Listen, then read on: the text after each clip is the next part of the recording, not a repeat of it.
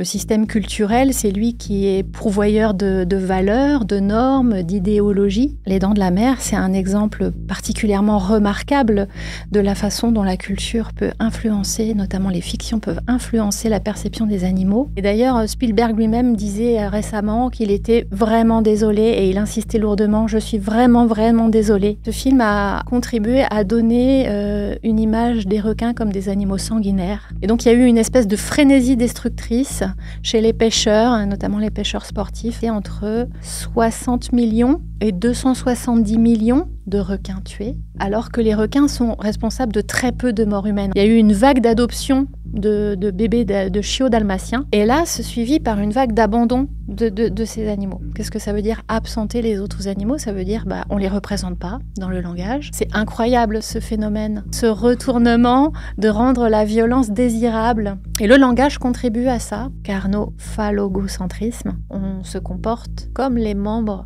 du groupe social auquel on appartient. Décider de faire autrement que les membres de ce groupe, c'est coûteux. Je reprends le terme d'une linguiste, Catherine Carbrath-Orecchioni, qui dit que c'est une imposture lexicale caractérisée. Il a été montré sociologiquement qu'il y a des groupes sociaux qui sont plus à même de changer radicalement que d'autres. Donc ce que je propose, c'est de leur dire vous avez d'autres façons d'agir aussi pour faire mieux, même si vous n'êtes pas capable, vous n'êtes pas en capacité, vous n'êtes pas en mesure de faire ce saut. Bonjour Émilie Dardenne, nous sommes vraiment très heureux et très honorés de vous accueillir sur la chaîne de L214 dans l'émission D'un monde à l'autre. Alors, vous êtes professeur des universités en anglais et en Animal Studies. Vous êtes membre senior de l'Institut universitaire de France, co-directrice de l'Observatoire de recherche sur la condition animale, ORCA, du CNRS, attaché à l'Institut des sciences humaines et sociales. Vous êtes aussi responsable du diplôme d'université Animaux et Société à l'université Rennes 2, et c'est pas sans rapport avec le thème qu'on va parcourir aujourd'hui sur la zooinclusivité. Et vous avez écrit plusieurs livres, notamment Peter Singer et la libération animale aux presses universitaires de Rennes et Introduction aux études animales aux éditions Presse universitaire de France.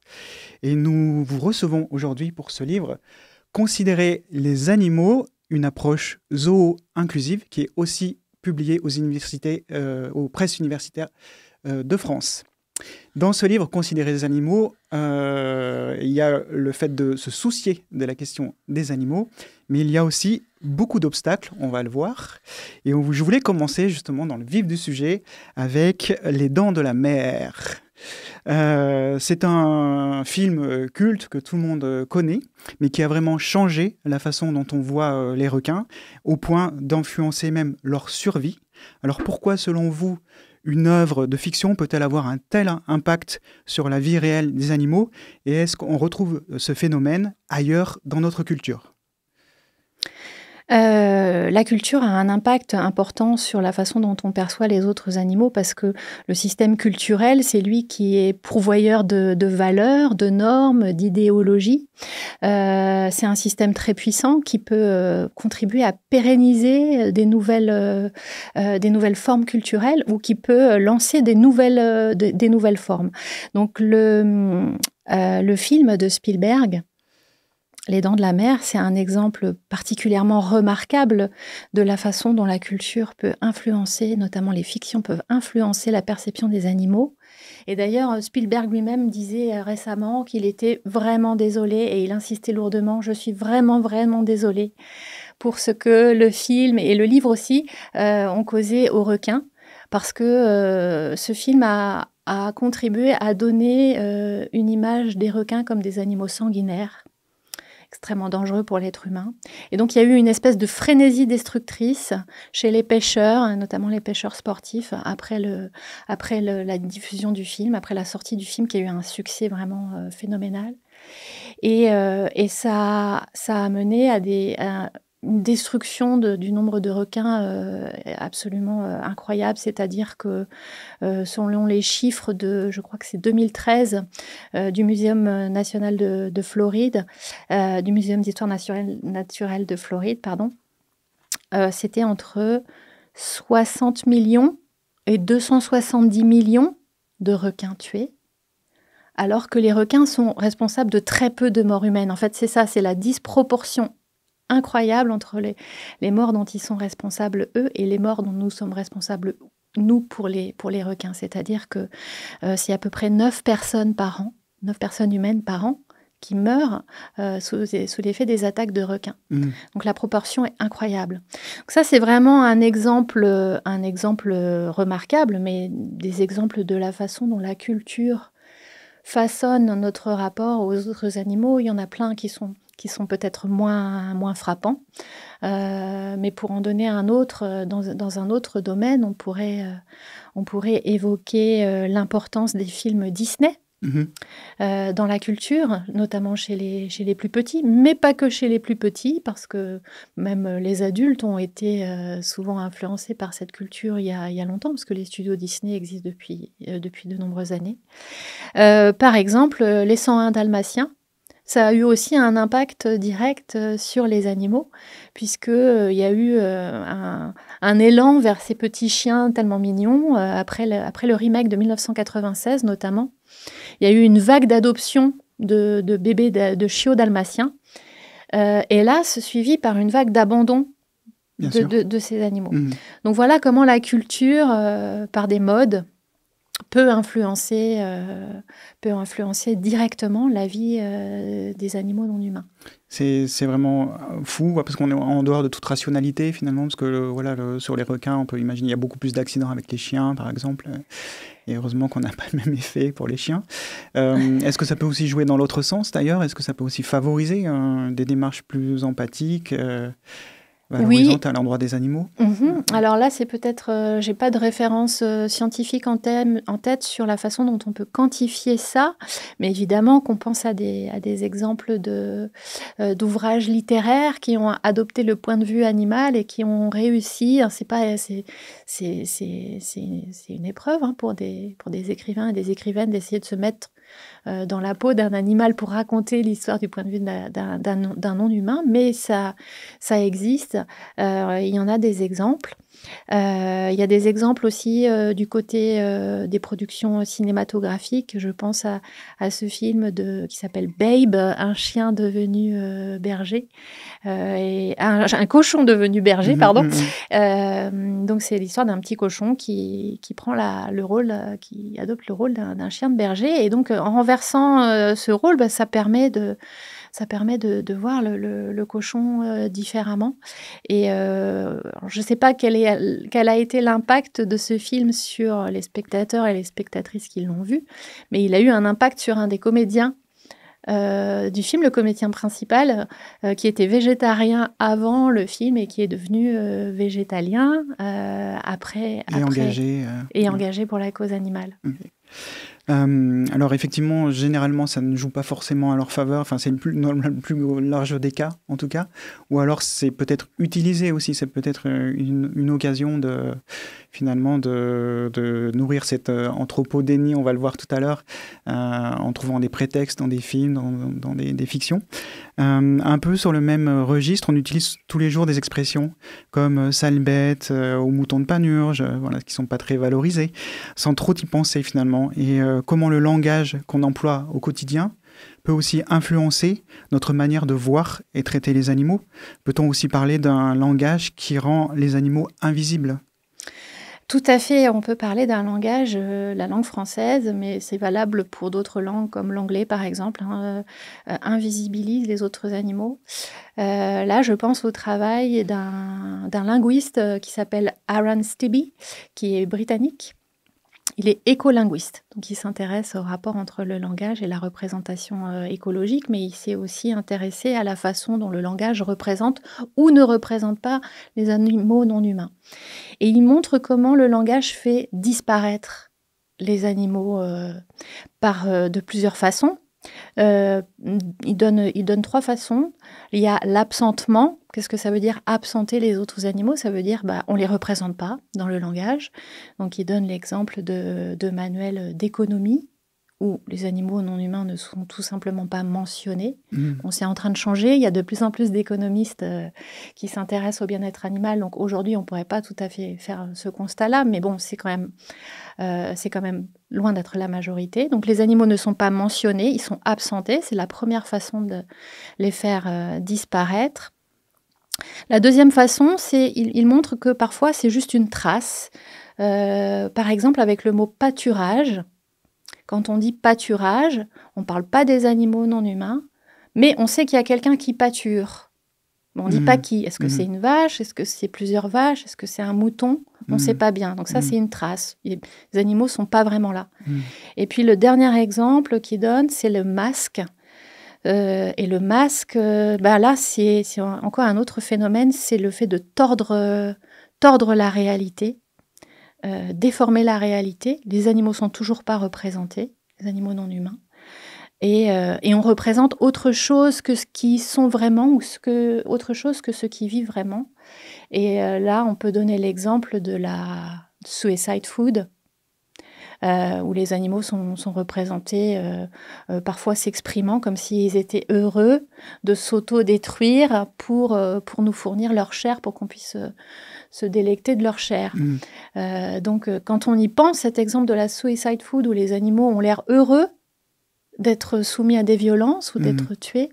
C'est incroyable ce phénomène. Ce retournement. De rendre la violence désirable. Et le langage contribue à ça, de toutes ces façons-là. Absolument. Dans le livre, vous parlez justement d'anthropodénie, c'est-à-dire cette idée qu'on refuse de voir ce qu'on partage avec les autres animaux, les émotions, la douleur, la peur, l'attachement, voilà, les émotions positives aussi évidemment. Est-ce que vous pouvez expliquer comment ce réflexe se manifeste dans notre vie de tous les jours, peut-être même sans qu'on s'en rende compte finalement de cette anthropodénie? Ouais. Alors peut-être pour le repréciser, qu'est-ce que c'est l'anthropodénie? Donc c'est un terme qui a été inventé par un éthologue, primatologue qui s'appelle Frans de Waal. Et donc, c'est un double phénomène. Anthropodénie, c'est donc anthropo, la racine, c'est anthropo, l'humain, homo sapiens, et le déni. C'est à la fois le nier les similitudes que nous partageons avec les autres animaux, et c'est aussi nier dans l'autre sens ceux qu'ils partagent avec nous. Donc c'est un double déni. Et c'est en fait une façon dont on s'extrait du monde animal. D'ailleurs, quand on dit animal, pour en revenir au langage, mais quand on dit animal, bien souvent, c'est au sens social, pas au sens biologique. Et pour expliquer cette différence, biologiquement, nous sommes des animaux. Nous sommes des métazoaires. Mais quand on utilise le terme animal, en général, on s'exclut de ce groupe. Et donc, on établit une coupure entre nous-mêmes et tous les autres animaux. Et cette coupure, elle n'a pas vraiment de sens au niveau biologique. Donc, l'anthropodénie, pour y revenir, il s'exprime à beaucoup de niveaux. Par exemple, au niveau juridique. Depuis 2015, les animaux sont reconnus comme êtres sensibles, mais concrètement, ça ne change pas grand-chose à leur statut, puisqu'ils sont toujours traités comme des objets. Ils sont toujours appropriables par nous. C'est ça, avec un propriétaire. Avec un propriétaire. Donc, voilà l'anthropodénie qui s'exprime, par exemple, dans le droit. Je pense que c'est lié aussi à l'idée que l'humain serait au sommet d'une chaîne, du vivant, alors même si scientifiquement, évidemment, on sait que c'est pas du tout comme ça que ça se passe, mais cette idée, elle est là, elle est installée. On a beau expliquer que c'est pas du tout comme ça que ça marche, l'évolution, qu'il n'y a pas un animal est au bout, enfin que c'est buissonnant, mais qu'il n'y a pas une sorte de pyramide. En tout cas, c'est quelque chose qui vient de loin, cette idée d'avoir l'humain sur un piédestal en haut, comme l'être ultime. D'où vient ce classement aujourd'hui? Est-ce que ça influence justement encore notre façon de penser? Nos lois, on l'a vu, oui, et toute notre façon de voir les animaux. Alors, ce classement, cette hiérarchie, ça s'appelle... ça vient notamment d'une façon d'ordonner le monde qui s'appelle la grande chaîne de l'être ou la grande chaîne des êtres. Et donc, c'est très ancien, hein, parce que ça existe. Enfin, c'est Aristote. Déjà, on trouve des traces à ce moment-là. Ça a continué d'exister et ça a été vraiment assez fort à certaines périodes à partir du Moyen-Âge. Donc, la grande chaîne des êtres, c'est une façon de classer les êtres, à la fois les êtres réels, mais aussi les êtres divins. Donc, tout au sommet, c'est Dieu. En dessous, ce sont les anges. Et après, l'être humain. L'être humain qui s'extrait du monde animal, puisque tous les autres animaux sont en dessous de lui. Et les animaux sont aussi classés entre eux, c'est-à-dire que le roi est l'animal suprême, il est au-dessus des autres, l'aigle étant l'animal le plus élevé chez les oiseaux. Et en dessous des animaux, il y a les plantes et ensuite la matière inanimée. Donc l'être humain, il s'est fait... alors c'est une représentation du monde occidental, hein. Il faut aussi souligner que c'est pas une représentation universelle. On se situe ici dans la culture occidentale, mais ça a été quelque chose de très puissant. C'est une représentation politique, religieuse, mais c'est aussi comme ça qu'on envisageait le monde de façon biologique. On a évolué avec Darwin d'un classement donc verticale avec l'être humain au sommet de tous les êtres vivants, à quelque chose d'horizontal qui est un continuum de vie. Puisqu'on sait, à partir de Darwin, on s'est rendu compte que effectivement tous les êtres vivants avaient des ancêtres communs. Voilà pour la grande chaîne des êtres. Et justement, alors du coup, je rebondis un peu. Il y a d'autres cultures, parce qu'on parlait de la culture occidentale, il y a d'autres cultures qui partagent des représentations qui sont totalement différentes de ça, où l'animal a une autre place. Enfin, l'animal, je l'utilise dans le sens social aussi. Ouais. Bien sûr, il y a des cultures très différentes. Donc là, on peut s'appuyer sur le travail d'un anthropologue français qui s'appelle Philippe Descola et qui a montré dans son ouvrage Par de la nature et culture qu'il y a différentes façons d'organiser le vivant et que notre façon n'est qu'une façon parmi d'autres. Il y a d'autres cultures où les êtres humains sont reliés avec les animaux, même avec des liens de parenté. Donc l'animisme, le totémisme. Et nous, notre système, c'est un système naturaliste. Qui reste très influencé, même si on sait scientifiquement que la grande chaîne des êtres n'est plus valable, puisque aujourd'hui la science s'organise non pas par des coupures, mais par des partages emboîtés. Donc là, il y a tout un travail aussi qu'on peut citer du côté de la biologie, de la zoologie. Et on n'organise plus le monde de façon comme ça, hiérarchique, mais c'était tellement puissant comme cadre de pensée que ça reste influent. Ça reste influent, par exemple, en politique, où on organise la vie politique, la communauté politique, la citoyenneté, uniquement autour de Homo sapiens. L'économie. L'économie également. On considère pas du tout les animaux. Plein de pans de l'organisation sociale qui restent encore très arrimés, très attachés à cette coupure qui remonte à la grande chaîne des êtres. Alors, je vais essayer de prononcer ce mot imprononçable. On revient sur la culture occidentale, justement. La question du carnophallogocentrisme. Donc, il y a plusieurs Bien mots. Joué. Est-ce qu'on peut le décomposer, ce mot, et dire qu'est-ce qu'il dit, finalement voilà. Et est-ce que vous pouvez nous donner un exemple concret de ce que ça veut dire dans la vie réelle, parce qu'on peut manipuler des concepts, mais voilà, ils ont une signification, ou dans certaines traditions. Qu'est-ce que veut dire ce mot ? Donc c'est un mot valise qui a été inventé par le philosophe français Jacques Derrida, carnophallogocentrisme, qui se décompose en 4 parties. Carno, c'est la chair. Ça renvoie au sacrifice des animaux non humains pour leur chair. Et donc, ça dénote un rapport à la viande. La deuxième partie, c'est phallogo. Donc ça, c'est deux choses. La représentation du masculin, phallus. Donc la domination symbolique du masculin sur le féminin dans la société humaine. Question de rapport de genre.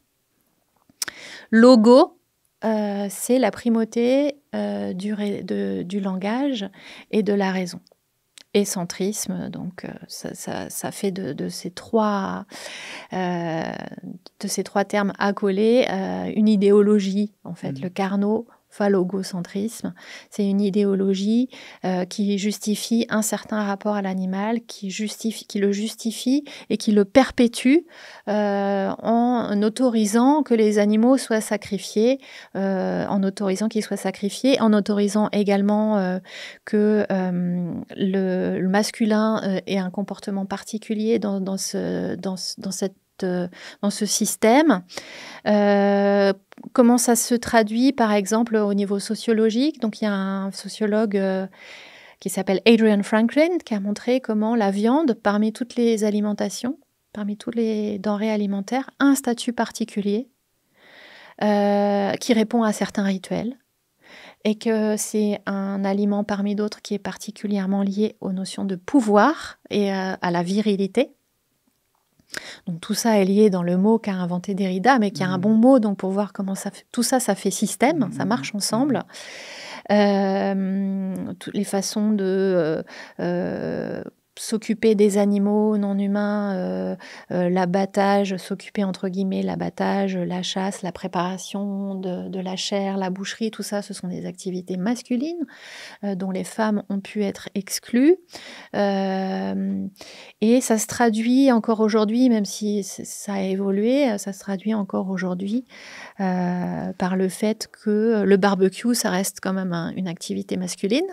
Et par le fait aussi que le végétarisme, donc le fait de ne pas de renoncer à ce sacrifice, c'est connoté plus négativement pour les hommes que pour les femmes.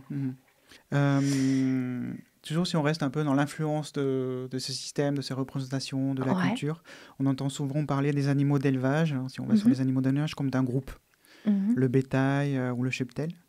Je pense que c'est important, c'est signifiant, enfin, c'est un système aussi, ça a des implications, ça dit notre rapport à ces animaux-là, et ça a aussi une influence sur la façon de se comporter, de les considérer. Qu'est-ce que ça change de penser les animaux en groupe plutôt qu'en individu? Quand on pense les animaux en groupe plutôt qu'en individu, eh bien, on les désindividualise. Et le fait de les considérer en groupe, le fait de les considérer comme ça, comme une masse, ça gomme les singularités. Ça fait qu'on ne se préoccupe pas tellement de ce qu'ils sont individuellement. On ne s'en préoccupe pas du tout, puisqu'on les considère comme une masse, comme une ressource. C'est comme les poissons, on parle de stock de poissons. On parle de bétail, on parle de volailles aussi, pour les oiseaux. Donc ça désindividualise. Et pourtant, il a été montré scientifiquement que le niveau individuel est au moins aussi intéressant que le niveau de l'espèce pour comprendre le comportement d'un individu, qu'il soit humain ou non humain. Et que c'est pas parce qu'une poule appartient à telle espèce qu'elle va se comporter comme ça. Elle va le faire, bien sûr, mais aussi parce qu'elle est un individu avec ses propres goûts, avec son propre réseau de congénères avec qui elle aime partager du temps. Elle va aimer telle nourriture et pas telle autre, alors qu'une autre poule va se comporter différemment. Donc on voit que quand on arrive au niveau individuel, on comprend beaucoup mieux et on peut aussi mieux rencontrer, puisque la notion de la rencontre, elle est très importante quand on parle de nos relations avec les autres animaux. On ne peut pas rencontrer du bétail. Il n'y a personne derrière le bétail. C'est une masse. Donc, descendre au niveau de l'individu, ça va dans le sens de mieux prendre en compte les intérêts des autres animaux. Et à l'inverse, quand on veut que le système perpétue une façon de les instrumentaliser, on continue d'aller vers le collectif. C'est plus facile avec un groupe, justement cette négation de l'individu déculpabilise quelque part. Tout on voit à plus fait. qu'une masse. Ouais. C'est très frappant quand on va dans un élevage de poulets, où on a 20 000, 30 000 poulets dans un seul bâtiment, et une contradiction avec la réglementation qui va donner des règles qui sont formulées au singulier, tout animal doit être placé dans des conditions qui sont compatibles avec leurs besoins biologiques. On doit éviter toute souffrance, mais c'est tout le temps un animal. D'ailleurs, on voit bien, c'est des cas de maltraitance sur des chiens, des chats, c'est un animal qui est considéré. Par contre, quand on va dans l'élevage, quand on parle de cheptel, là, on considère plus que...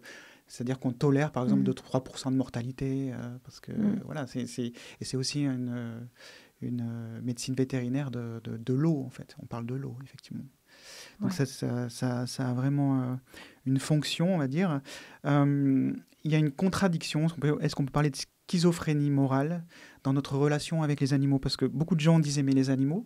Quand on fait des sondages, on montre que 80-90% des gens sont opposés à l'élevage intensif, à la maltraitance animale. Mais bien sûr, notre civilisation, enfin notre société occidentale continue à manger massivement de la viande. On n'a jamais mangé autant qu'aujourd'hui, d'ailleurs, tuer autant d'animaux qu'aujourd'hui, ou acheter des produits d'ailleurs de l'élevage industriel, ce qui est le plus facile. Quand on va dans un supermarché, on tend le bras, on a un produit de l'élevage industriel. Comment expliquer cette contradiction? Et est-ce qu'on peut justement parler de schizophrénie morale? Je pense qu'on peut parler de schizophrénie morale. C'est un juriste états-unien qui s'appelle Gary Francione qui a utilisé ce terme. Alors peut-être pas pour la première fois, mais lui, il a vraiment développé cette idée en disant que oui, il y a ce paradoxe. En fait, c'est un paradoxe, c'est un gouffre entre ce que les gens disent vouloir, déclarent vouloir pour les autres animaux, donc une grande majorité de personnes, en tout cas en France, mais c'est le cas aussi dans d'autres pays européens qui sont opposés à l'élevage intensif industriel.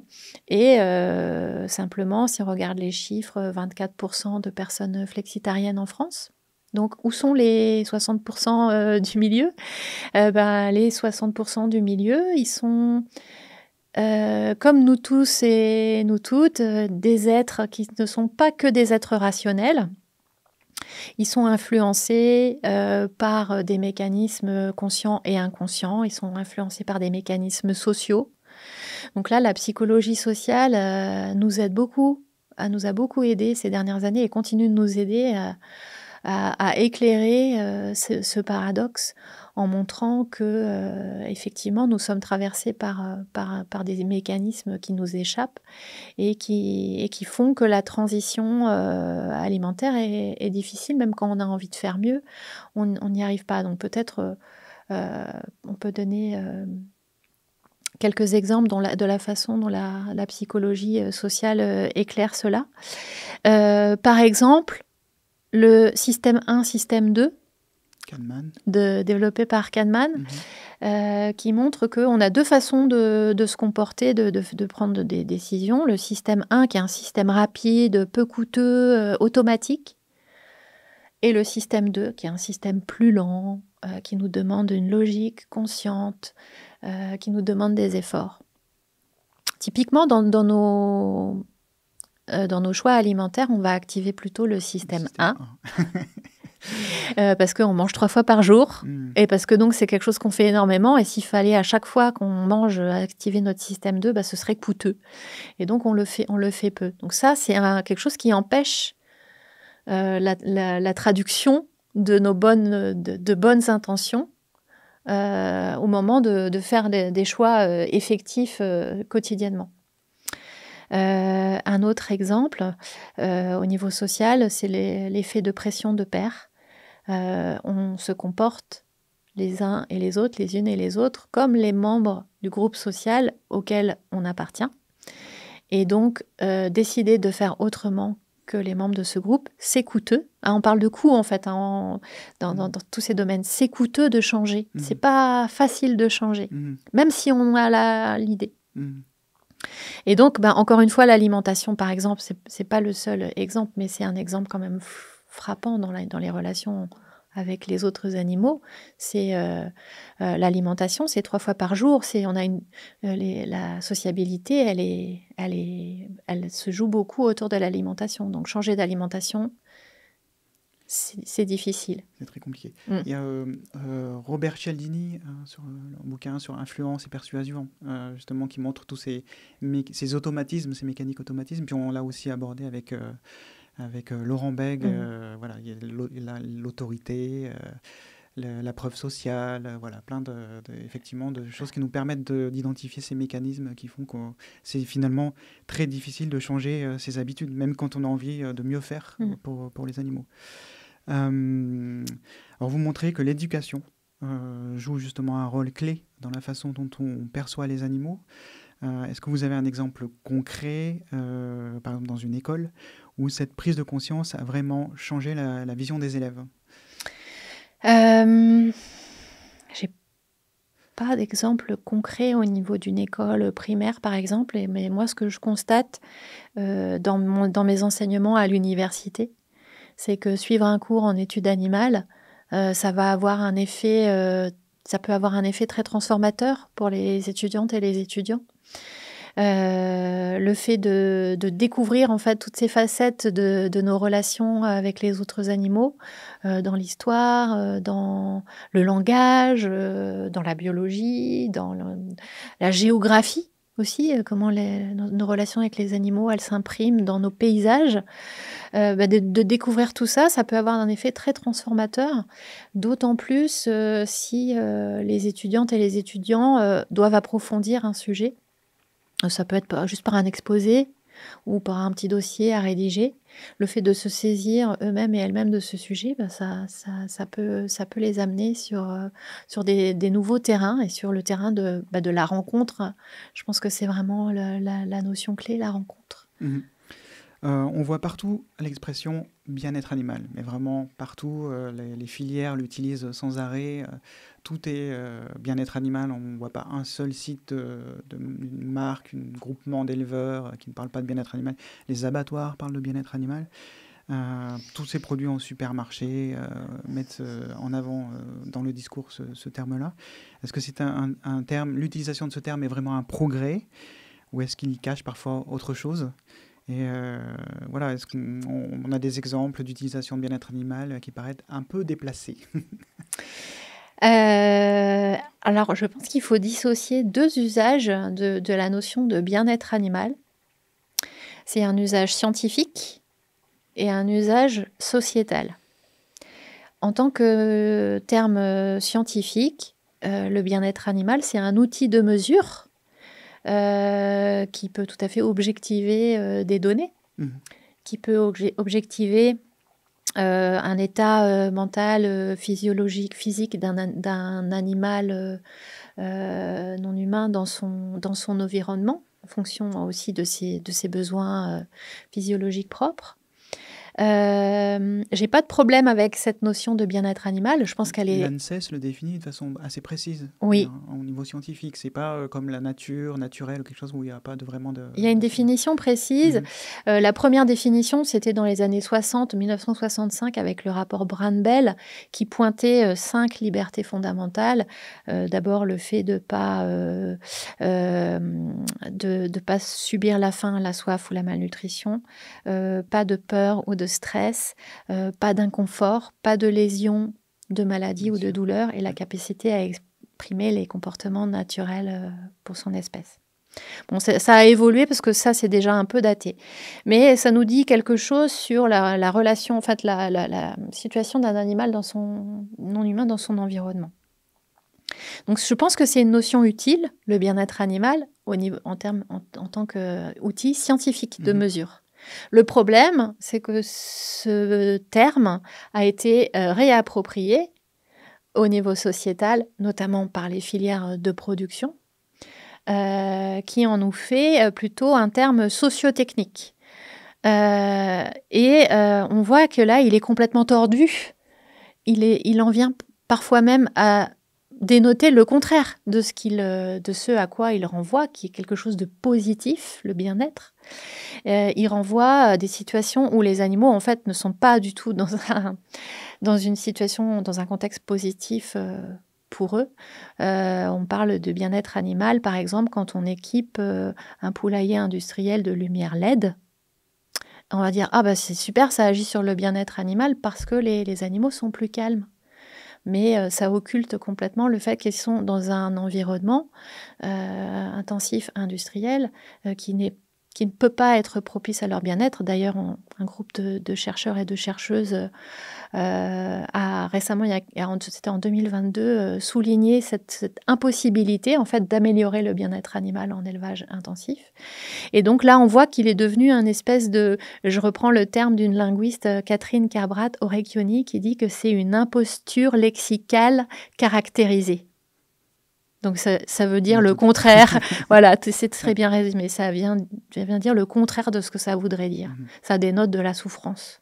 On a des responsables bien-être animal dans les abattoirs, par exemple. Oui. L'endroit même où on les fait passer. Voilà, donc on se dit, la question aujourd'hui, avec ce mot-là, c'est est-ce qu'on essaye de se le réapproprier en revenant vraiment à son usage scientifique, ou est-ce qu'on l'abandonne parce qu'il a été tellement tordu, tellement dévoyé qu'il n'est pas favorable aux premiers intéressés. Voire dangereux. Ouais. Le cœur de votre livre, c'est une approche zoo-inclusive, justement. Ce mot zoo-inclusivité, pour quelqu'un qui n'a jamais entendu ce terme, comment on pourrait le définir simplement, d'où il vient, et en quoi cette approche est différente d'autres mouvements dont on peut parler, le véganisme ou l'antispécisme, que peut-être des personnes qui nous écoutent connaissent. Mais voilà, la zoo-inclusivité. Donc la zoo-inclusivité, c'est un terme que je propose pour dénoter pour désigner des rapports favorables avec les autres animaux et surtout une façon de les considérer. De les considérer dans les deux sens du mot considérer. Considérer, c'est quand je vous considère, je vous vois. C'est le fait de voir l'autre. Donc ça a à voir avec le regard. Mais considérer dans un deuxième sens, c'est aussi tenir en estime, avoir du respect pour autrui. Donc c'est vraiment considérer les animaux dans ces deux sens-là. Les voir et les respecter. J'ai pensé à ce terme parce que j'avais été sollicitée pour accompagner des projets. Il y avait un projet de politique publique, il y avait un projet artistique et un projet éducatif. Et je me disais, qu'est-ce que je vais mobiliser comme approche pour accompagner ces projets ? Et donc, je me disais que ce serait bien d'avoir un outil conceptuel qui permette de renvoyer donc à une considération des animaux et qui soit quelque chose de souple. Parce que les sciences comportementales nous disent que on va plutôt accompagner le changement par la gratification que par la punition. Donc les outils de culpabilisation, je pense que c'est des outils qui peuvent trouver leurs limites. Donc un outil qui soit souple, qui puisse être graduel, c'est-à-dire qu'on peut faire des actions zoo-inclusives à son niveau, à un niveau individuel ou à un niveau collectif, ou à un niveau même plus national ou même global. Ça peut s'adapter aussi à plusieurs niveaux. Ça, c'est quelque chose qu'on ne trouve pas forcément non plus dans les approches qui existent, c'est-à-dire par exemple de favoriser la prise en compte des intérêts des animaux dans les entreprises. La zoo-inclusivité peut être un outil pour développer ça. Donc c'est considérer les animaux, c'est une façon graduelle de le faire, et puis une notion très importante que je voulais aussi que je voulais attacher à la zoo-inclusivité, c'est la notion d'acceptabilité. C'est-à-dire partir de ce paradoxe, 80 ou 84% des personnes en France qui rejettent l'élevage industriel intensif. Donc il y a un niveau d'acceptabilité élevé pour le rejet de ces pratiques. Et pourtant, on n'arrive pas à avancer. Donc essayer d'agir à ce niveau-là, c'est-à-dire essayer d'encapacité de donner des outils à celles et ceux qui déclarent vouloir faire mieux, à leur dire vous pouvez faire mieux, même si vous n'êtes pas prêt ou si vous n'êtes pas prête à parcourir tout le chemin qui va vous mener vers un monde où il n'y aura plus de souffrance animale. Et ça, c'est ce que défend l'antispécisme et c'est ce que défend également le véganisme, qui sont des approches très solides, mais qui sont des approches qui mènent sur un chemin qui peut aller, qui va loin. Par exemple, on en a parlé au niveau social. Les effets de pression de pair, si on devient végane, c'est une transformation sociale majeure. Donc la zoo-inclusivité, elle dit on peut faire des pas peut faire un pas déjà en direction du mieux, qui sera peut-être pas aussi coûteux, mais qui sera déjà un pas. Donc elle admet une gradation. Vous insistez justement sur cette idée de la gradation, que tout le monde peut agir justement à son échelle, sans viser la perfection, forcément, qu'il n'y a pas de 0 ou 1, qu'il y a une possibilité d'avancer. Cette gradation de l'actuation, finalement, c'est quelque chose qui est très important pour la cause animale. C'est très pragmatique finalement. Parce que si justement c'est difficile d'aller vers ce 1, que le saut est trop important, finalement on ne le fait pas. Et les conséquences sont graves finalement pour les animaux. Quand on ne veut pas faire de concession, finalement on le fait sur la concession sur le dos des animaux finalement. Est-ce qu'on peut dire ça, aller jusque-là?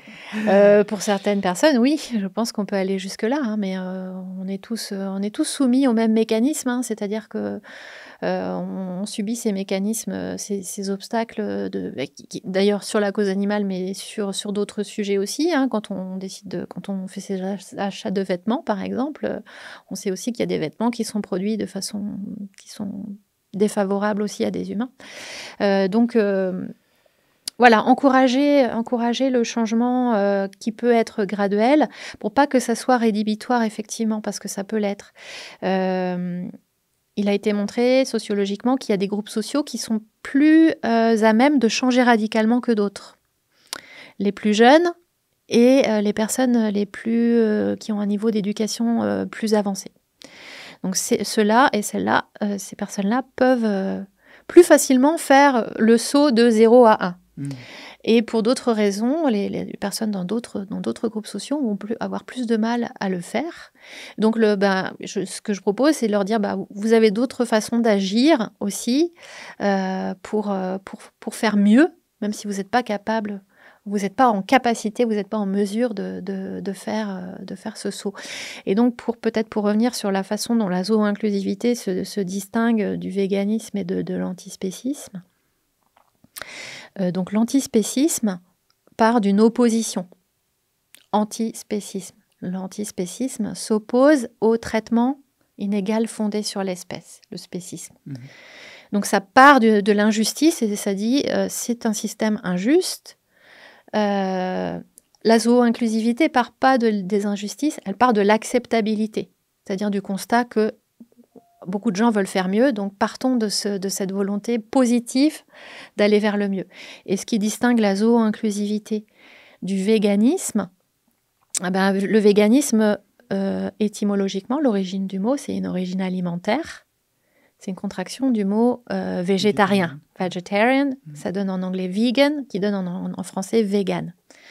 Donc même si aujourd'hui, le véganisme, c'est un mouvement contre les violences faites aux animaux qui dépassent de loin le cadre alimentaire, il y a quand même cette étymologie alimentaire. Et donc moi, je souhaitais un outil, la zooinclusivité, qui s'adresse à toutes les formes de relations qu'on a avec les autres animaux, pas simplement dans le cadre alimentaire, parce qu'on a beaucoup parlé des animaux en élevage jusque-là, mais il y a plein d'autres relations.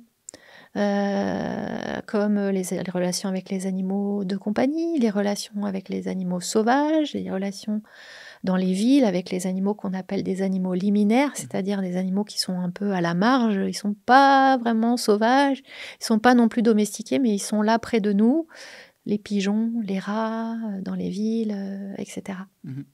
En tout cas, mais devant tant d'injustices faites sur les animaux, on peut comprendre effectivement cette envie de vouloir obtenir une révolution ici du jour au lendemain, que le grand soir arrive, et faire cette démarche de constater en psychologie sociale justement des freins, des blocages, ne pas nier cette réalité qui est là, qu'il y a effectivement des populations qui vont avoir plus de mal à avancer, alors que elles sont opposées à la maltraitance animale et qu'il y a des habitudes et que les habitudes ne sont pas faciles à changer. Est-ce qu'on peut donner des exemples de démarches zooinclusives à différents secteurs, je sais pas, les villes, l'entreprise Ouais. Qu'est-ce qu'on pourrait faire Alors, le niveau de la ville, je trouve particulièrement intéressant parce que c'est un niveau qui, politiquement, a beaucoup monté ces dernières années.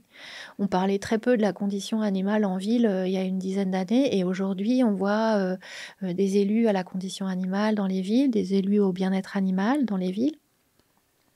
Et ça reflète ce dont on parle depuis tout à l'heure, c'est-à-dire qu'il y a une volonté des citoyens et des citoyennes en France que ça se passe mieux. Donc cette volonté, elle se traduit par la présence de ces élus.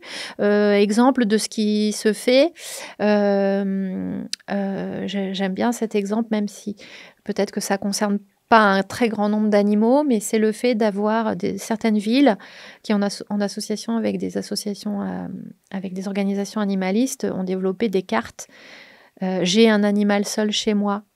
Donc, ça veut dire que si on a un accident, si on est hospitalisé, les secours pourront voir que y a un chien, il y a un chat, un lapin, un oiseau qui est enfermé dans un logement et qui va avoir besoin qu'on intervienne pour lui, en plus d'accompagner la personne humaine qui est en situation de détresse. Un autre exemple que j'aime bien donner au niveau de la ville, c'est par exemple la ville de Grenoble, qui est une ville particulièrement active en matière de conditions animales, qui est un peu exemplaire en France, qui a signé le traité végétalien. Donc, c'est un traité qui engage soit des villes, soit des individus, soit des collectivités. Ça des peut institutions, des universités. Exactement, des universités. Et donc, qui s'engagent pour la transition alimentaire végétale. Donc, ne pas participer, ne pas contribuer au développement de l'agriculture animale, réensauvager des espaces, encourager les repas végétaux dans les cantines, dans les hôpitaux. Donc ça, c'est un autre exemple au niveau de la ville.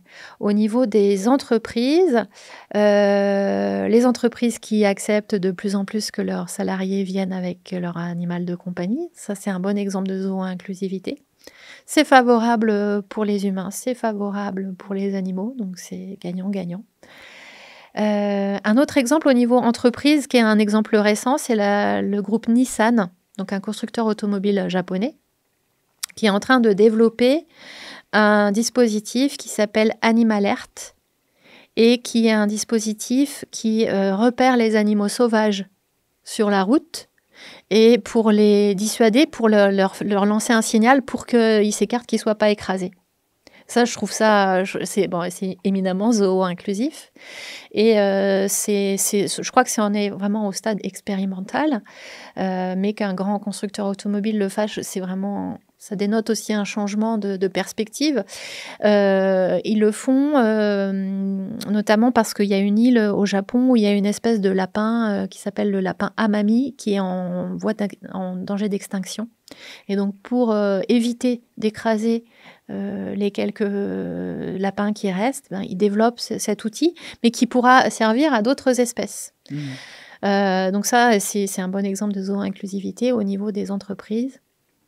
Et puis, au niveau individuel, il y a plein d'exemples de zooinclusivité. On peut être très facilement zooinclusif ou zooinclusif si on a un petit balcon en ville et qu'on met des plantes mellifères qui vont attirer des abeilles, ou si on met pendant les moments de canicule de l'eau pour les oiseaux.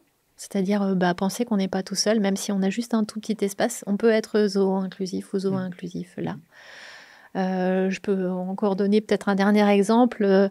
Un exemple, moi, qui m'a marqué, c'est une famille qui a décidé de déménager pour son chien. Parce que c'était une famille qui habitait en ville.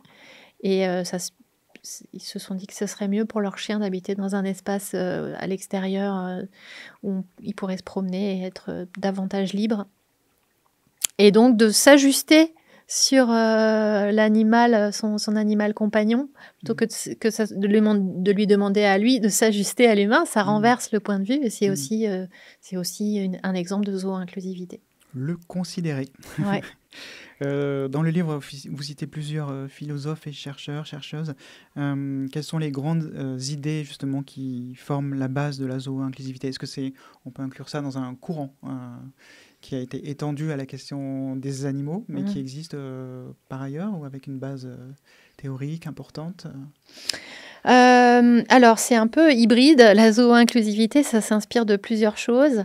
Ça s'inspire des deux grands philosophes. On les cite souvent comme les fondateurs de l'éthique animale contemporaine. Bien sûr, ils ne sont pas les seuls, mais ils ont eu vraiment un impact durable. C'est Peter Singer qui a écrit La libération animale en 1975 et qui développe une approche de l'éthique animale qui est articulée autour de la prise en compte, l'égale prise en compte des intérêts de tous les êtres sentients. Donc la notion de sentience est très importante dans la zoo-inclusivité parce que la sentience, comme le dit Peter Singer, mais comme le disent d'autres philosophes, il y a un consensus d'ailleurs en philosophie morale sur cette question. La sentience est très importante.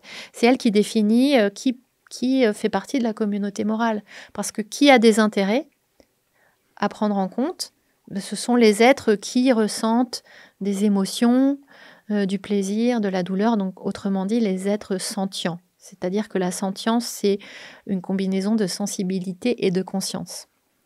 Donc la zoo-inclusivité est influencée par Peter Singer, la libération animale, la prise en compte égale des intérêts, mais aussi par Tom Regan, qui est un autre philosophe qui a développé une autre approche en réponse à Peter Singer, parce qu'il n'était pas d'accord avec certains éléments de sa théorie. Je ne vais pas rentrer dans le détail ici, mais en tout cas, ce qui est intéressant chez Tom Regan, c'est le concept de sujet d'une vie. Les animaux non humains, sentients, pas tous, mais sont en partie des sujets d'une vie, c'est-à-dire qu'ils vivent leur vie à la première personne, ils ont des croyances, ils ont des désirs, et donc ils ont des intérêts. C'est ce qu'on voit dans le regard des animaux. Quand justement qu'on croise le regard des animaux, on voit bien qu'il y a quelqu'un derrière. Et c'est très important. Et je pense que ça rejoint ça, le sujet d'une vie. Exactement, ouais. Ils agissent à la première personne, ils font leur choix. Il y a aussi là-dedans la notion d'agentivité, c'est-à-dire qu'ils décident eux-mêmes, pour reprendre l'exemple de la poule tout à l'heure, s'ils ont envie de manger, ce qu'ils ont envie de manger, à quel moment, quelles personnes ils ont envie de fréquenter, est-ce qu'ils ont envie de fréquenter des humains ou pas, est-ce qu'ils préfèrent fréquenter leurs congénères ou est-ce qu'ils préfèrent fréquenter personne, parce que voilà, on le voit avec les animaux qu'on côtoie le plus, peut-être ce sont les chiens, les animaux de compagnie, dits de compagnie, qui se comportent différemment. Donc la zoo-inclusivité est influencée par Peter Singer, par Tom Regan, et aussi par une autre approche en philosophie morale et politique, c'est celle de Sue Donaldson et Will Kymlicka, qui sont des philosophes canadiens et qui ont développé une approche politique de la question et qui organise les animaux, qui organise le statut politique des animaux en fonction des relations qu'on a avec eux. Donc, on a des relations particulières avec les animaux domestiqués et on a aussi des obligations particulières avec les animaux domestiqués. Donaldson et Kymlicka proposent qu'il leur soit accordé une certaine citoyenneté. Et puis, ils proposent des statuts différents pour les animaux sauvages et pour les animaux liminaires. Donc, ce que je trouvais intéressant dans l'approche de Donaldson et Kymlicka avec Zoopolis, c'est le fait de considérer les relations. Et de dire que ces relations, elles vont nous engager différemment dans la façon dont on va justement intégrer les autres animaux dans la communauté morale. Parce qu'on n'a pas les mêmes obligations envers des animaux qu'on a nous-mêmes créés, les animaux domestiqués, qui sont un nombre absolument phénoménal d'individus. Et on ne va pas avoir les mêmes obligations envers des animaux qui sont libres, qui vivent sauvages et avec qui peut-être on va avoir, qui vont plutôt s'épanouir en dehors des relations avec nous. Alors que les animaux domestiqués, ils dépendent de nous pour leur survie, tout simplement. Est-ce qu'il y a aussi la question de l'inclusivité ? Est-ce que c'est aussi un concept qui n'est pas justement, qui fait pas partie du milieu des animal studies? Je pense on retrouve ces concepts justement par rapport au handicap, par rapport à l'égalité des genres. On retrouve aussi ce terme inclusivité. Est-ce que c'est aussi une source d'inspiration qui a fait ce mot, j'imagine? Oui, tout à fait. Je me disais, c'est vraiment un bel outil, l'inclusivité, au niveau humain, pour inclure dans la communauté, dans la vie sociale, des personnes ou des groupes qui sont actuellement en marge. Et c'est un outil de solidarité, de considérer autrui et de dire, bon, on va faire en sorte que chacun et chacune ait sa place. De reconnaître la richesse aussi de chacun, chacune. Exactement, de reconnaître la richesse et puis de se dire qu'on a tous des niveaux de vulnérabilité. On peut tous être vulnérables à un moment ou à un autre de notre existence et que du coup, c'est aussi à la communauté de s'adapter à cette diversité. Donc la notion de diversité, d'inclusion, de solidarité, de prise en compte des marges aussi, je me disais, il y a un angle mort dans cette pensée, c'est les animaux non humains qui font pas partie du champ de l'inclusivité. Je me dis, je propose donc d'étendre l'inclusivité au-delà de la seule communauté humaine pour inclure aussi les autres animaux.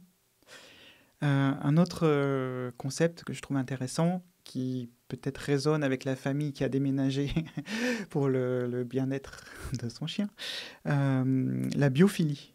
Alors c'est peut-être, je me trompe peut-être, mais en fait, en tout cas, ce lien naturel, on va dire, même si on peut prendre ce terme avec plein de pincettes, mais qu'on peut avoir avec les animaux, surtout quand on est enfant, finalement, hein, l'attirance qu'on peut avoir avec un animal qui passe, c'est un aimant quoi, pour un enfant.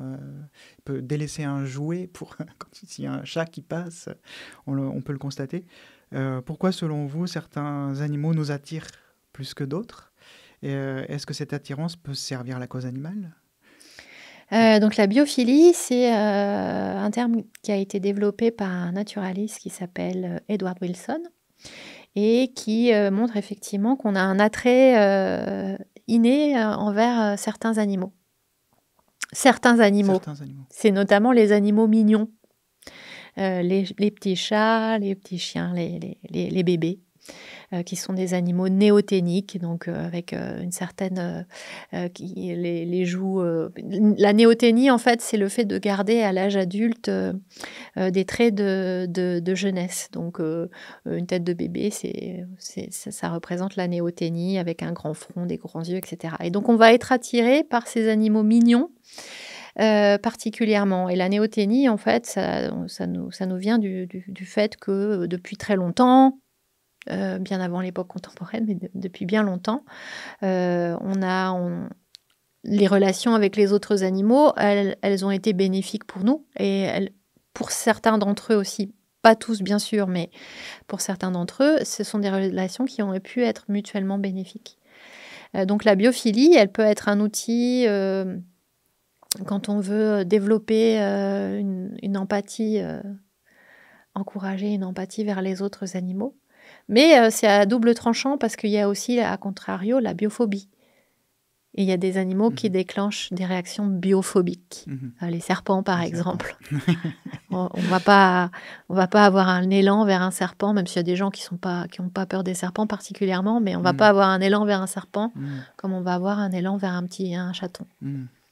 Vous parlez aussi, je trouvais un concept intéressant d'empathie entrelacée. Est-ce que vous pouvez nous expliquer qu'est-ce qu'il y a derrière cette expression?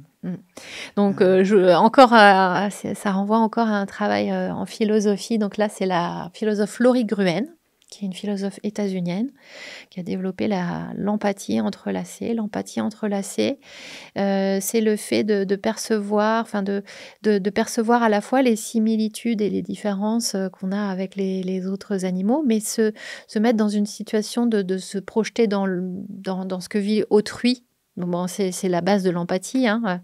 À la fois en termes de ce qu'on partage et aussi de la façon dont on est différent. Donc c'est un peu le contraire de l'anthropodénie, c'est de se mettre en relation avec autrui, même s'il n'est pas un être humain.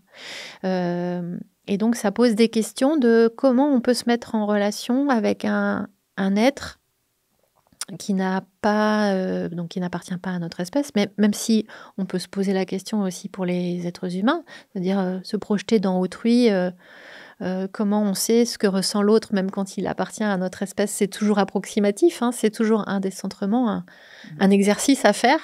Mais pour les animaux non humains, c'est un exercice qui est un petit peu plus exigeant parce qu'ils ont des sens différents. Donc pour pouvoir exercer l'empathie entrelacée, il faut connaître ce qu'on appelle le Umwelt des autres animaux, c'est-à-dire la façon dont ils perçoivent l'environnement par leur sens.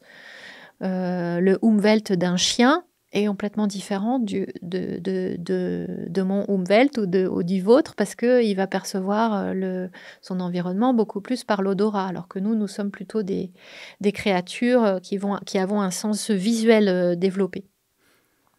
Donc l'empathie entrelacée, elle nécessite des connaissances à minima sur les sens des autres animaux, leur perception, leurs besoins, leurs comportements. Donc c'est à la fois quelque chose où on peut faire confiance à notre émotion, à cette biophilie, à cette empathie, à ce rapprochement, et puis cet effort intellectuel, de recherche, de se mettre à la place et d'imaginer ce que ça peut être, même si ça peut être sûrement un défi indépassable. Ce que c'est que d'avoir l'écolocalisation, un odorat ultra développé, etc. etc. Et du coup réaliser que peut-être des feux d'artifice qui paraissent complètement anodins sur des 14 juillet. C'est quelque chose, quand on considère les animaux qu'on se met dans leur Umwelt ou à la place d'eux, peut être un enjeu et une vraie problématique. Oui, tout à fait. Heureusement, il y a quelques villes qui commencent à se rendre compte de ce problème, justement des feux d'artifice. C'est une catastrophe pour plein d'animaux, les animaux domestiqués, mais aussi les animaux liminaires et les animaux sauvages. Donc je pense à des villes en bord de Loire qui ont interdit les feux d'artifice pendant la période où il y a les sternes, hein, ces oiseaux qui sont protégés. Effectivement, le fait de s'exercer à cette projection dans ce que vit autrui, ça nous ouvre à des champs, à une infinité de choses qui existent et qui sont destructrices pour les autres animaux. C'est-à-dire que quand on commence à ouvrir la boîte ou quand on commence à changer de regard, on se rend compte qu'il y a tellement de choses qui ne sont pas pensées pour eux et pour elles. Et c'est aussi pour ça que je propose la zoo-inclusivité, c'est-à-dire que tout changer d'un coup, ça paraît... On voit bien de toute façon que ça se heurte à différents obstacles. Et il y a aussi des obstacles politiques dont on n'a pas parlé tout à l'heure. On a parlé plutôt des mécanismes psychologiques, mais il y a aussi des obstacles politiques, bien sûr, majeurs, hein, qui empêchent ces changements. Donc, participer au changement de façon ponctuelle, ça peut peut-être ouvrir petit à petit le regard. Parce qu'au fur et à mesure de la prise en compte des animaux, la considération, effectivement, on peut réaliser que des choses dont je sais pas, la construction d'un pont, d'une route, peut-être on peut penser à Kundun qui voulait étendre un monastère qui déplaçait les vers de terre quoi, pour faire une nouvelle construction. Donc là, oui, il y a des impacts sur les animaux dont on ne se rend pas du tout compte et qui sont pourtant énormes sur leur lieu de vie, etc. Il y a eu une loi récemment qui permet aux personnes qui vont dans un EHPAD de pouvoir vivre, continuer de vivre avec leurs animaux de compagnie. Ça, c'est une démarche politique zoo-inclusive. Ah oui, tout à fait. Oui, oui, ça c'est vraiment le genre de démarche qu'on peut appeler zoo-inclusive. Et c'est vraiment une bonne nouvelle que des établissements comme les EHPAD soient prêts à accueillir ce changement parce que ça nécessite quand même un effort de leur part. C'est quand même incroyable qu'une loi comme ça puisse passer. Oui. Et puis on voit des établissements, moi je connais déjà des établissements qui le font vraiment. Qui le font, où c'est possible. Donc ça, je trouve que c'est quelque chose d'assez remarquable et d'assez nouveau, le fait qu'à ce niveau-là, c'est pas le niveau individuel, c'est pas non plus le niveau de l'État, c'est le niveau des établissements, donc un niveau intermédiaire, un niveau des collectivités où les choses évoluent. Je trouve ça effectivement très positif. Justement, on a dit on peut faire des choses au niveau individuel, au niveau de la ville. Au niveau politique, on a donné un exemple. Au niveau des entreprises, au niveau politique, est-ce qu'on a d'autres exemples? Alors évidemment, le législateur a énormément de pouvoir sur le destin des animaux. Oui. Il y a des exemples là récemment, je pense. Peut-être on peut revenir sur les écoles. Mais le fait qu'aujourd'hui, est-ce que l'éthique animale aujourd'hui peut être enseignée dans les écoles ou est-ce que c'est quelque chose qui est inscrit dans les programmes? Oui. Depuis 2021, donc la loi contre la maltraitance animale de 2021, il y a un article qui stipule que effectivement alors c'est pas l'éthique animale, c'est pas aussi large, ça concerne que les animaux de compagnie parce que c'était ça qui était possible. On voit qu'au niveau politique, là où il y a l'acceptabilité, elle est basse et elle se situe au niveau des animaux de compagnie. Parce que bon, il y a des enjeux économiques, mais ils sont beaucoup moins puissants que pour les animaux dits d'élevage ou pour les animaux d'expérimentation où il y a aussi des enjeux économiques et des enjeux scientifiques. Donc depuis la loi contre la maltraitance animale de 2021, effectivement, il y a un enseignement au respect des animaux de compagnie qui est obligatoire. Mais alors c'est très positif et il faut se saisir de ça pour effectivement contribuer à l'éducation des enfants sur cette question, puisque la loi en fait l'obligation. Malheureusement, c'est pas encore forcément très connu des enseignantes et des enseignants, donc il y a aussi à faire de la pédagogie en direction des enseignantes et des enseignants pour qu'ils sachent et qu'elles sachent que ça doit être transmis. Ouais. Il y en a, ce qui est intéressant aussi, même si c'est les animaux de compagnie, si on commence à justement s'intéresser et considérer les lapins, par exemple, on va être sur des animaux qui sont à la fois animaux de compagnie, à la fois animaux de consommation. Donc si on commence à parler de l'éthologie, de leur Umwelt, dans les écoles, voilà, on peut avoir des transitions, des barrières, des passerelles qui se font, qui peuvent être particulièrement intéressantes. Tout à fait, oui. Le lapin, c'est vraiment l'exemple de l'animal le plus transcatégoriel qui soit, c'est-à-dire qu'il peut être un animal d'élevage, d'expérimentation, de compagnie. C'est un animal aussi qui a une haute valeur symbolique, religieuse, également dans la littérature pour enfants, la littérature jeunesse. Donc c'est un animal transcatégoriel. S'il est étudié effectivement dans une optique de respect d'animal de compagnie, on ne voit pas pourquoi ça pourrait pas être la même chose pour un lapin, donc qui sera le même animal en termes biologiques, mais qui est utilisé pour sa fourrure ou pour sa chair dans un autre cadre. Ça montre vraiment le paradoxe et l'incohérence en fait de catégoriser les animaux non pas en fonction de ce qu'ils vivent et de ce qu'ils ressentent et de ce dont ils font l'expérience, mais en fonction des usages qu'on en a. Et pourtant, c'est comme ça que fonctionne le droit. C'est comme ça aussi que ça fonctionne au niveau politique. Les animaux sont catégorisés en fonction des usages que nous en faisons. Le diplôme universitaire Animaux et Société, démarche zoo-inclusive. Je l'espère, mais il représente une variété d'enseignements, c'est-à-dire qu'il est zoo-inclusif, je dirais, dans son esprit, parce que le fait de développer une formation universitaire qui considère les autres animaux, déjà, c'est zoo-inclusif. Après, dans la formation, il y a différentes approches. Donc je vais pas parler au nom de toute l'équipe puisque notre équipe est variée, mais on a des gens qui ont une approche scientifique, académique, universitaire qui se veut la plus objective possible. Et puis à côté de ça, on a des intervenants et des intervenantes de terrain qui sont dans les écoles, dans les entreprises, dans les collectivités, dans le droit, des avocats, des avocates qui sont là pour expliquer aux stagiaires comment ça se passe sur le terrain pour œuvrer en faveur des autres animaux.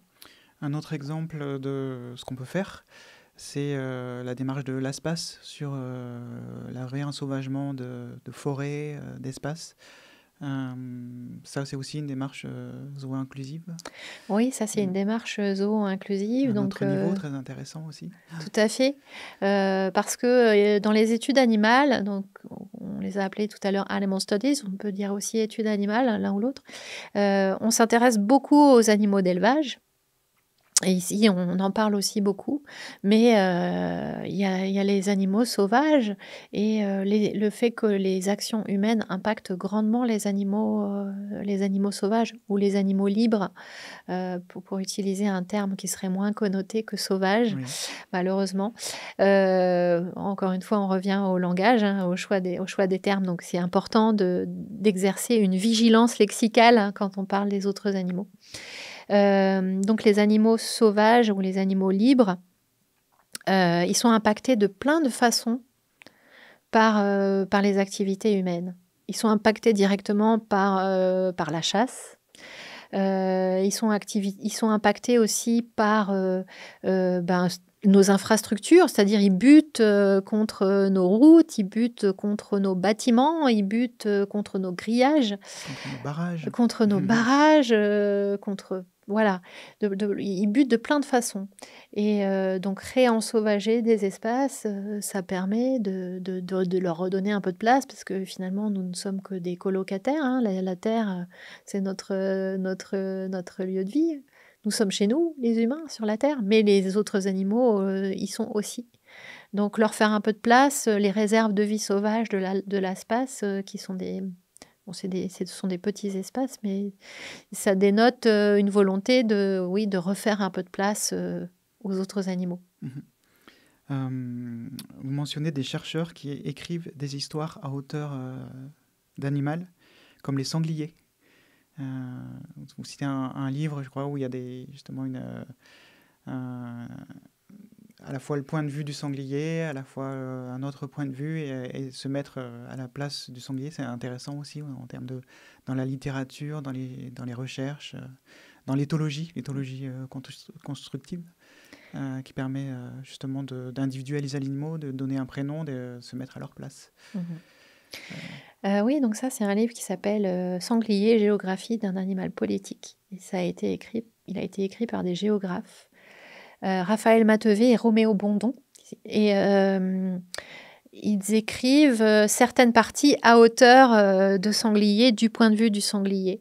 Et donc, c'est un décentrement, c'est-à-dire qu'ils font un effort pour se déplacer, changer de point de vue et voir qu'est-ce que ça fait si on se met du point de vue d'un sanglier sur justement le fait de buter constamment contre les clôtures, les chasses, la route, les voitures. Qu'est-ce que ça fait et donc, ce que disent Matevé et Bondon, c'est que les histoires de sangliers, quand elles sont racontées par les humains, elles sont racontées par des chasseurs qui les chassent, qui cherchent à les détruire.